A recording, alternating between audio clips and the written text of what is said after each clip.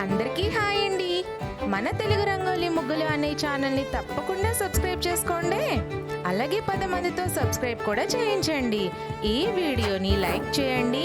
ఛానల్ని సబ్స్క్రైబ్ చేయడమే కాకుండా ఆల్ నోటిఫికేషన్స్ని కూడా ఆన్ చేసుకోండి. తప్పకుండా ఈ వీడియోని మీ ఫ్రెండ్స్ అండ్ ఫ్యామిలీకి షేర్ కూడా చేసేయండి.